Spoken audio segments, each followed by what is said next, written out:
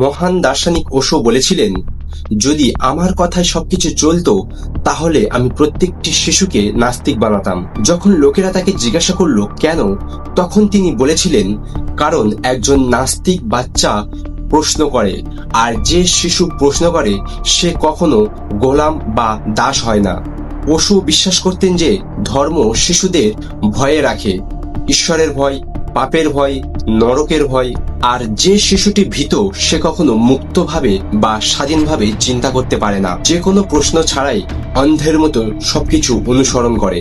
তিনি বলেছিলেন যে একজন প্রকৃত বুদ্ধিমান ব্যক্তি সে নয় যে যে কোনো কথাই সহজে মেনে নেয়, বরং সেই প্রকৃত বুদ্ধিমান যে নিজে অভিজ্ঞতা লাভ করে, চিন্তা করে এবং নিজের সিদ্ধান্ত নিজে নেয়। তার কাছে নাস্তিকতা কোনো অন্ধবিশ্বাস ছিল না, বরং এটি ছিল একটি ওপেন মাইন্ডের স্টার্টিং পয়েন্ট। তাই ওশোর আসল বার্তাটি ছিল, তোমাকে অন্ধভাবে কারোর কথা মেনে নিতে হবে না, তা সে কোনো ধর্মগ্রন্থ হোক বা কোনো ঐতিহ্য বা স্বয়ং ওশো নিজেই হোক না কেন।